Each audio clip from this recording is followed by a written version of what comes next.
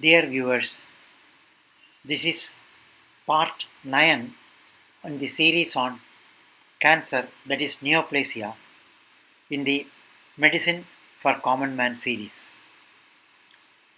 Now, coming back to the subject, chemical carcinogenesis. Carcinogenesis is a multi-step process. The following concepts relate to the initiation promotion sequence. Initiation results from exposure of cells to a sufficient dose of a carcinogenic agent. It causes permanent DNA damage, that is, mutations. Promoters can induce tumors to arise from initiated cells, but they are not tumorigenic by themselves. Driven to proliferate, subclones of the initiated cells suffer serious additional mutations, and eventually a cancerous clone with all the hallmark characteristics emerges.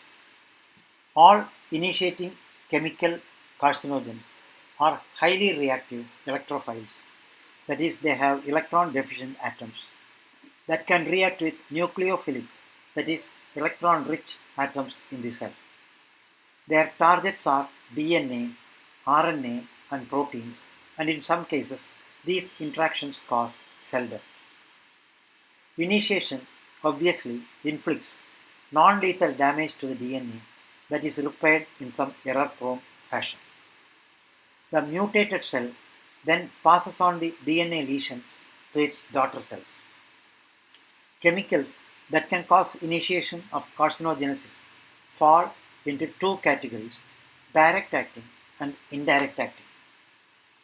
Direct acting carcinogens. Direct acting carcinogens do not require metabolic conversion to become carcinogen. Most are weak carcinogens, but some are important because they are cancer chemotherapeutic drugs, example, alkylating agents. Tragically, in some instances, these agents have cured, controlled, or delayed recurrence of certain types of cancer, example, leukemia, lymphoma, or breast carcinoma, only to evoke a second form of cancer, usually acute myeloid leukemia.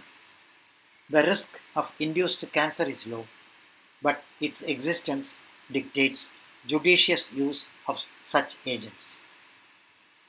So, dear listeners, by the way, this educational video is made possible by Prescribon, the makers of e-prescription software for digital prescriptions available freely for doctors on the website www.prescribon.com.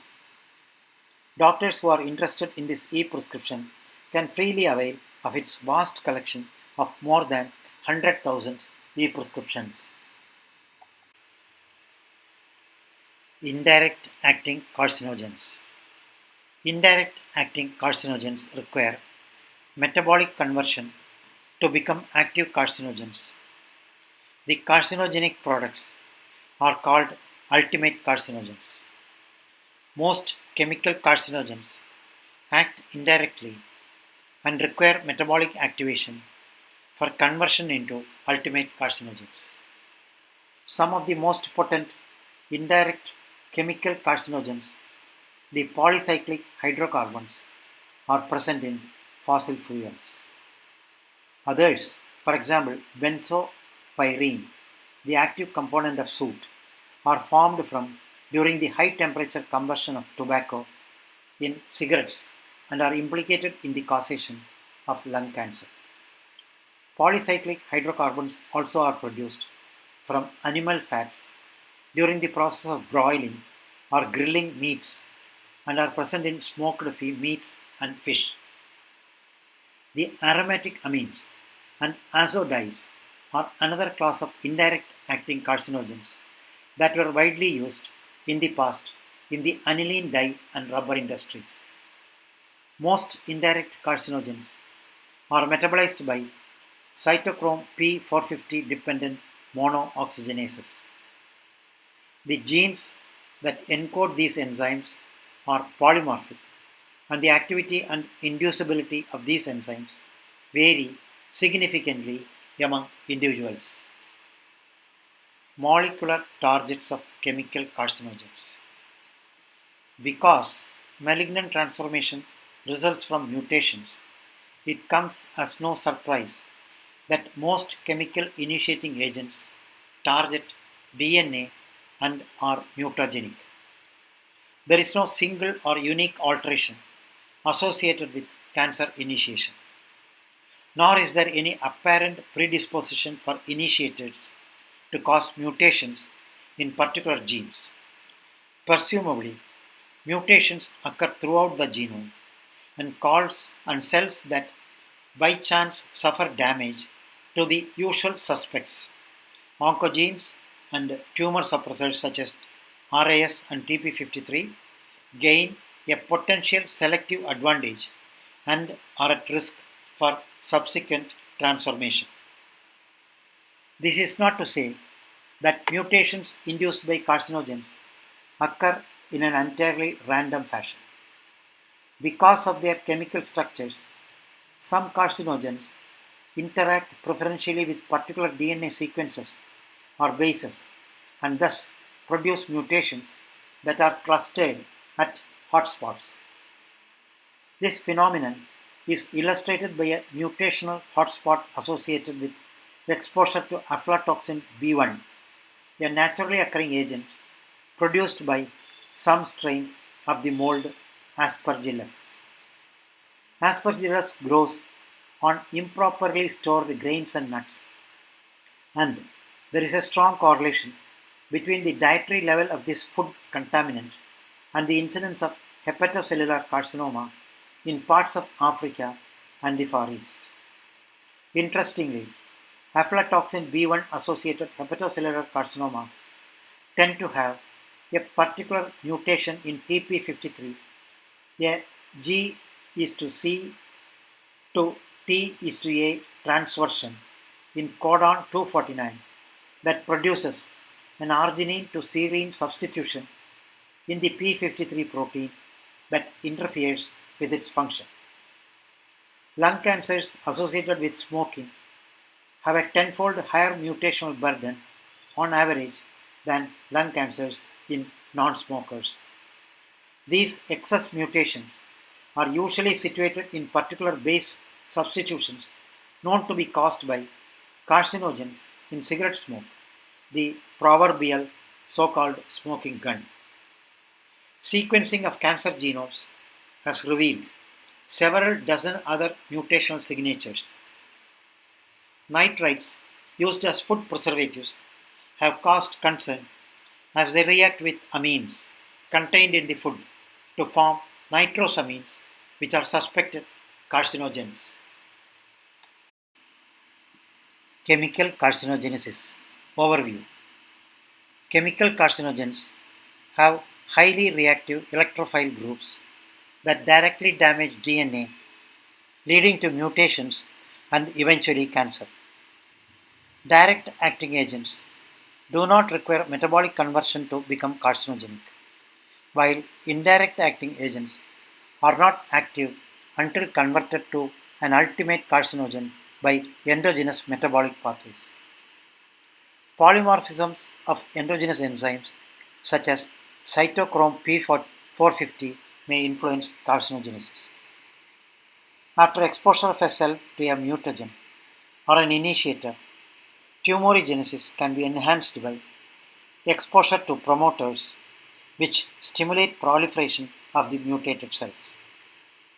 Examples of human carcinogen are direct acting agents, example alkylating agents used for chemotherapy, indirect acting agents, example benzopyrene, azodice, aflatoxin, and promoters or agents that cause pathologic hyperplasias of the endometrium or regenerative activity in the liver.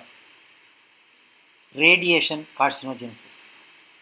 Radiant energy in the form of the UV rays of sunlight or as ionizing electromagnetic and particulate radiation is mutagenic and carcinogenic. UV light exposure causes skin cancers and ionizing radiation exposure from medical or occupational exposure nuclear plant accidents, and atomic bomb detonations is associated with a variety of cancers. Although the contribution of ionizing radiation to the total human burden of cancer is probably small, those cancers that do occur may arise decades later, and long periods of observation are necessary to ascertain its full effect. An increased incidence of breast cancer has become apparent decades after women were exposed during childhood to atomic bomb blasts. Moreover, radiation may have additive or synergistic effects with other potentially carcinogenic factors. Ultraviolet rays. Exposure to UV rays derived from the sun, particularly in fair skinned individuals, is associated with an increased incidence of squamous cell carcinoma, basal cell carcinoma, and melanoma of the skin. Persons of European origin with fair skin that sunburns easily and stalwartly refuses to tan, and who live in locales receiving a great deal of sunlight, example Queensland, Australia, close to the equator, have the highest incidence of skin cancers in the world. The UV portion of the solar spectrum can be divided into three wavelength ranges: UVA, that is 320 to 400 nanometers, UVB 280 to 320 nanometers, and UVC 200 to 280 nanometers. Of these, UVB, that is 280 to 320 nanometers, is believed to be responsible for the induction of cutaneous cancers. UVC 200 to 280 nanometers, although a potent mutagen, is not considered significant because it is filtered out by the ozone layer surrounding the Earth. Hence, concerns about ozone depletion. UVB light is carcinogenic because of its ability to cause pyrimidine dimers to form in DNA. Absorption of the energy in a photon of UV light by DNA produces a chemical reaction that leads to covalent cross-linking of pyrimidine bases, particularly adjacent thymidine residues in the same strand of DNA. This distorts the DNA helix and prevents proper pairing of the dimer with bases in the opposite DNA strand. Pyrimidine dimers are repaired by the nucleotide excision pair pathway, a process that may involve 30 or more proteins. It is postulated that with extensive sun exposure, the capacity of the nucleotide excision repair pathway is overwhelmed and error-prone non-templated DNA repair mechanisms become operative. These allow the cell to survive but also introduce mutations that in some instances lead to cancer. The importance of the nucleotide excision repair pathway of DNA repair is most graphically illustrated by the high frequency of cancers in individuals with the hereditary disorder xeroderma pigmentosum. Melanomas arising in sun-exposed skin harbor enormous numbers of mutations bearing the signature of error-prone repair of pyrimidine dimers, confirming that UV light has an important causative role in this potentially lethal cancer. Ionizing radiation. Electromagnetic, that is X-rays or gamma rays, and particulate, that is alpha particles, beta particles, protons and neutrons, radiations are all carcinogenic. Miners of radioactive elements in Central Europe and the Rocky Mountain region of the United States have a tenfold higher incidence of lung cancers than the rest of the population. Most telling is the follow-up of survivors of the atomic bombs dropped on Hiroshima and Nagasaki. Initially, there was a marked increase in the incidence of certain forms of leukemia after an average latent period of about 7 years. Subsequently, the incidence of many solid tumors with longer latent periods, example, carcinomas of the breast, colon, thyroid, and lung, increased. Of great concern in the current era of widespread use of computed tomography, CT scans, are studies that have shown that children who get 2 or 3 CT scans have a threefold higher risk of leukemia, and those who receive 5 to 10 such scans have a threefold higher risk of brain tumors. This emphasizes the need to minimize radiation exposure whenever possible. In humans, for reasons that are not clear, there is a hierarchy of tissue vulnerability to radiation induced cancers. Most frequent are myeloid leukemias, tumors of granulocytes and their precursors. Cancer of the thyroid follows closely but only in young patients. In the intermediate category are cancers of the breast, lungs, and salivary glands. In contrast, skin, bone, and the gastrointestinal tract are relatively resistant to radiation-induced neoplasia. Practically, any cell and the practically any cell can be transformed into a cancer cell by sufficient exposure to radiant energy. Radiation carcinogenesis overview. Ionizing radiation causes chromosome breakage, translocations, and less frequently, point mutations leading to genetic damage and carcinogenesis. UV rays induce the formation of pyrimidine dimers within DNA, leading to mutations. Therefore, UV rays can give rise to skin cancers. Individuals with defects in the repair of pyrimidine dimers suffer from xeroderma pigmentosa and are at particularly high risk. Exposure to radiation during imaging procedures such as CT scans is linked to a very small but measurable increase in cancer risk in children. Microbial carcinogenesis. Only a few viruses have been linked with human cancer. The viral infection triggers cell proliferation, which is initially polyclonal but with time becomes monoclonal by acquisition of driver mutations in rapidly dividing cells. Oncogenic RNA viruses. Human T-cell leukemia virus type 1. Only one human retrovirus, human T-cell leukemia virus type 1, HTLV1, is firmly implicated in the pathogenesis of cancer in humans. HTLV1 causes adult T-cell leukemia lymphoma ATLL, a tumor that is endemic in certain parts of Japan, the Caribbean basin, South America, and Africa, and found sporadically elsewhere, including the United States. Worldwide, it is estimated that 15 to 20 million people are infected with HTLV1.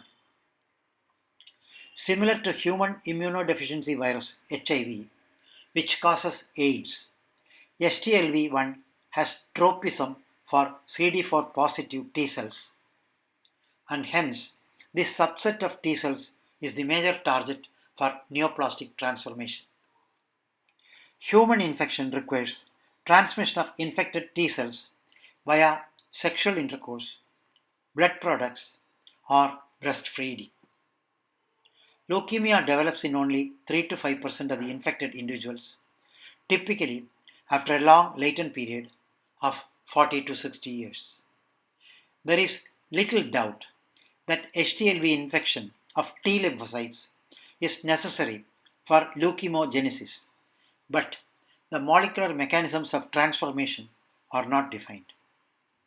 HTLV1 does not contain an oncogene, and no consistent integration next to a proto-oncogene has been discovered. In leukemic cells, however, viral integration shows a clonal pattern.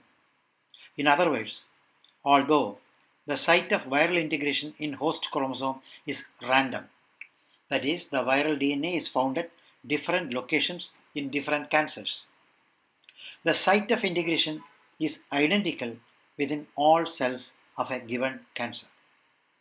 This would not occur if HTLV1 were merely a passenger that infects cells after transformation.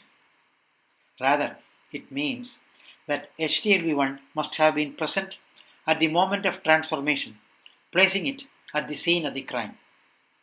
The HTLV1 genome contains GAG, POL, ENV, and long terminal repeat regions typical of all retroviruses.